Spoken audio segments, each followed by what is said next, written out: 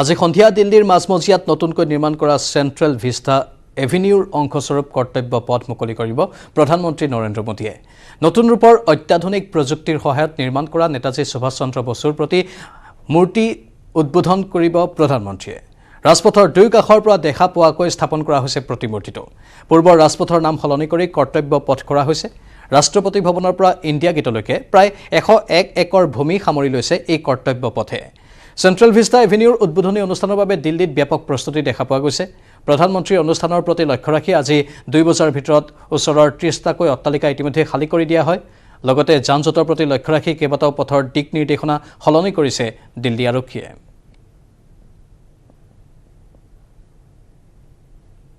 এই সন্দৰ্ভতে আমাৰ সাংবাদিক শंकर आनंदर एक प्रतिवेदन আছে আগবঢ়াই লৈছো। इतिहास के पन्नों में अब सिमटने जा रहा है राजपथ, क्योंकि राजपथ अब कर्तव्य पथ बनने जा रहा है और आज प्रधानमंत्री नरेंद्र मोदी आज राजपथ का नया नाम यानी कर्तव्य पथ का शुभारंभ करने जा रहे हैं। और जिस तरह से अगर बात करें तो इस वक्त में मैं वही कर्तव्य पथ पे हूं। कर्तव्य पथ आप देखते हैं मेरे ठीक पीछे राष्ट्रपति भवन है, जो विजय चौक से प्रारंभ होता है और सीधे पहुंचता है इंडिया गेट तक।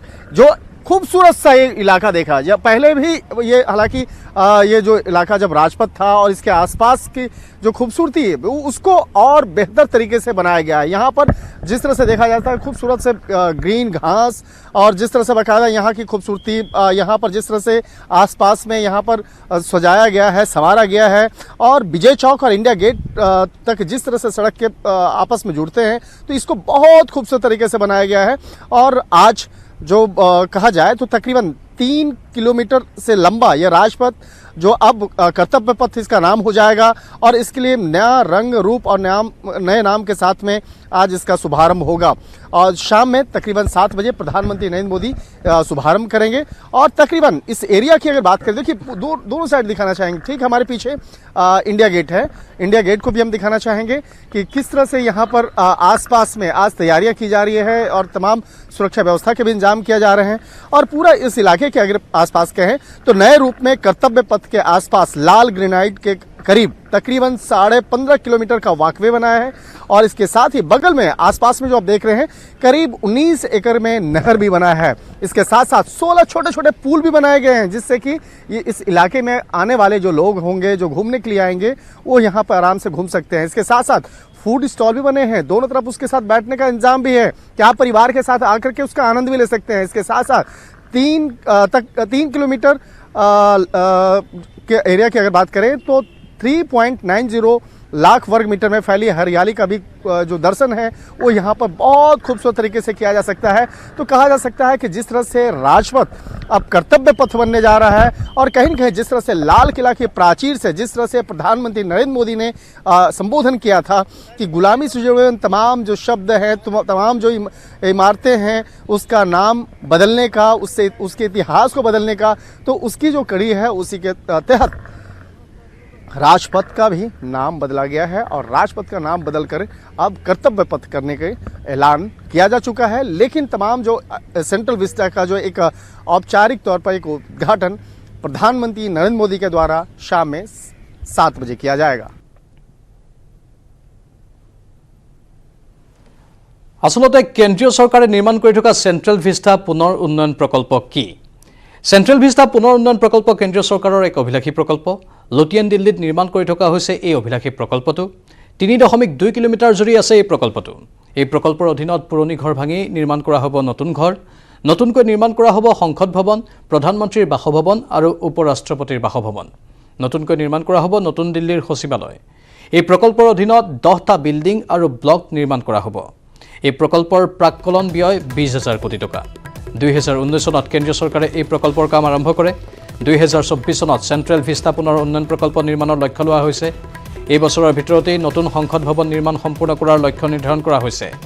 নতুন সংসদ ভৱন নিৰ্মাণৰ প্ৰাক্কলন ব্যয় 1000 কোটি টকা। গৃহ নিৰ্মাণ আৰু নগৰ পৰিক্ৰমা মন্ত্ৰালয়ৰ অধীনত চলি আছে এই প্ৰকল্পৰ কাম।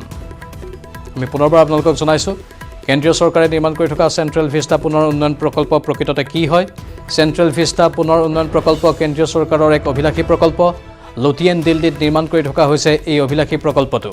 3.2 কিলোমিটাৰ জুৰি আছে এই প্ৰকল্পটো এই প্ৰকল্পৰ অধীনত পুৰণি ঘৰ ভাঙি নিৰ্মাণ কৰা হ'ব নতুন ঘৰ নতুনকৈ নিৰ্মাণ কৰা হ'ব সংসদ ভৱন প্ৰধানমন্ত্ৰীৰ বাসভৱন আৰু উপৰাষ্ট্ৰপতিৰ বাসভৱনো নতুনকৈ নিৰ্মাণ কৰা হ'ব লগতে নতুনকৈ নিৰ্মাণ কৰা হ'ব নতুন দিল্লীৰ সচিবালয় এই প্ৰকল্পৰ অধীনত 10টা বিল্ডিং আৰু ব্লক নিৰ্মাণ কৰা হ'ব এই প্ৰকল্পৰ প্ৰাক্কলন ব্যয় 20,000 কোটি টকা 2019 চনত কেন্দ্ৰীয় চৰকাৰে এই প্ৰকল্পৰ কাম আৰম্ভ কৰে 2024 চনত চেন্ট্ৰেল ভিস্টা পুনৰ উন্নয়ন প্ৰকল্প নিৰ্মাণৰ লক্ষ্য নিৰ্ধাৰণ কৰা হৈছে এই বছৰৰ ভিতৰতেই নতুন সংসদ ভৱন নিৰ্মাণ সম্পূৰ্ণ কৰাৰ লক্ষ্য নিৰ্ধাৰণ কৰা হৈছে নতুন সংসদ ভৱন নিৰ্মাণৰ প্ৰাক্কলন ব্যয় 1000 কোটি টকা গৃহ নিৰ্মাণ আৰু নগৰ পৰিক্ৰমা মন্ত্ৰালয়ৰ অধীনত চলি আছে এই প্ৰকল্পৰ কাম এতিয়া ক'ব বিচাৰিছো যে কেনে হ'ব নতুন চেন্ট্ৰেল ভিস্টা পূৰ্বতকৈ আহল বহল হ'ব নতুন চেন্ট্ৰেল ভিস্টা ত্ৰিভুজ আকৃতিৰ হ'ব নতুন সংসদ ভৱন 64,500 বৰ্গ মিটাৰ জুৰি থাকিব নতুন সংসদ ভৱন 1224 গৰাকী নতুন ক্ষমা কৰিব 1224 গৰাকী সাংসদ বহিব পৰা হ'ব নতুন সংসদ ভৱনত নতুন সংসদ ভৱনত লোকসভাত 888 গৰাকী আৰু ৰাজ্যসভাত 384 গৰাকী সাংসদ বহিব পাৰিব বৰ্তমানৰ সংসদ ভৱনত সৰ্বাধিক 790 গৰাকীহে সাংসদ বহিব পাৰে নতুন সংসদ ভৱনত এই এটা বিশাল সংবিধান হল থাকিব য'ত থাকিব দেশৰ গণতন্ত্ৰৰ ঐতিহ্য নতুন সংসদ ভৱনত ৰখা হ'ব ভাৰতৰ সংবিধানৰ মূল কপি নতুন সংসদ ভৱনৰ সকলো কাৰ্যালয় মেট্ৰৰে সংযোগ কৰা হ'ব নতুন প্ৰকল্পৰ অধীনত সাউথ ব্লকৰ ওচৰলৈ আহিব প্ৰধানমন্ত্ৰীৰ কাৰ্যালয় আৰু বাসভৱন নৰ্থ ব্লকৰ ওচৰলৈ যাব উপৰাষ্ট্ৰপতিৰ বাসভৱন নৰ্থ আৰু সাউথ ব্লক ৰাষ্ট্ৰপতি ভৱনৰ ক্ৰমে উত্তৰ আৰু দক্ষিণ দিশত আছে নতুন প্ৰকল্প মতে বৰ্তমানৰ নৰ্থ ব্লক আৰু সাউথ ব্লক মিউজিয়ামলৈ ৰূপান্তৰিত হ'ব চেন্ট্ৰেল ভিস্টা কিয় পুনৰ নিৰ্মাণৰ প্ৰয়োজন হ'ল 1927 চনতেই ব্ৰিটিছে নিৰ্মাণ কৰিছিল চেন্ট্ৰেল ভিস্টা ক্ৰমাৎ নষ্ট হ'বলৈ আৰম্ভ কৰিছিল চেন্ট্ৰেল ভিস্টাৰ গাঁথনি বৰ্তমানৰ সংসদ ভৱনৰ আসন সীমিত সমাগত দিনত অধিক আসন থকা সংসদ ভৱনৰ প্ৰয়োজন হ'ব যাৰ বাবে এই চেন্ট্ৰেল ভিস্টা নতুনকৈ নিৰ্মাণ কৰাৰ সিদ্ধান্ত লোৱা হ'ল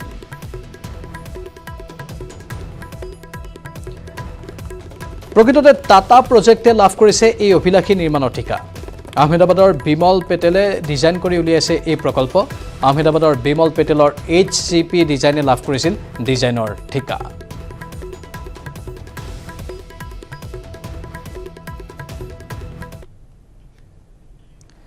(1927 চনতে ব্ৰিটিছে নিৰ্মাণ কৰিছিল চেন্ট্ৰেল ভিস্টা ব্ৰিটিছ স্থপতি এডুইন লুটিয়েন্স আৰু হাৰ্বাৰ্ট টেকাৰে ডিজাইন কৰিছিল চেন্ট্ৰেল ভিস্টা ভাৰতৰ ৰাজধানী কলকাতাৰ পৰা দিল্লীলৈ স্থানান্তৰৰ পাছত বৰ্তমানৰ সংসদ ভৱনকে ধৰি চেন্ট্ৰেল ভিস্টা নিৰ্মাণ কৰা হৈছিল 6 বছৰৰ ভিতৰত এই নিৰ্মাণ কাৰ্য সম্পূৰ্ণ হৈছিল দেশে স্বাধীনতা লাভ কৰাৰ পাছতেই এই চেন্ট্ৰেল ভিস্টাক দেশৰ ৰাজধানী হিচাপে ব্যৱহাৰ কৰা হয় আমি আকৌ এবাৰ কৈছো 1927 চনতে ব্ৰিটিছে নিৰ্মাণ কৰিছিল চেন্ট্ৰেল ভিস্টা ব্ৰিটিছ স্থপতিবিদ এডুইন লুটিয়েন্স আৰু হাৰ্বাৰ্ট টেকাৰে ডিজাইন কৰিছিল চেন্ট্ৰেল ভিস্টা ভাৰতৰ ৰাজধানী কলকাতাৰ পৰা দিল্লীলৈ স্থানান্তৰৰ পাছত বৰ্তমানৰ সংসদ ভৱনকে ধৰি চেন্ট্ৰেল ভিস্টা নিৰ্মাণ কৰা হৈছিল 6 বছৰৰ ভিতৰত এই নিৰ্মাণ কাৰ্য সম্পূৰ্ণ হৈছিল দেশে স্বাধীনতা লাভ কৰাৰ পাছতেই এই চেন্ট্ৰেল ভিস্টাকে দেশৰ ৰাজধানী হিচাপে ব্যৱহাৰ কৰা হয়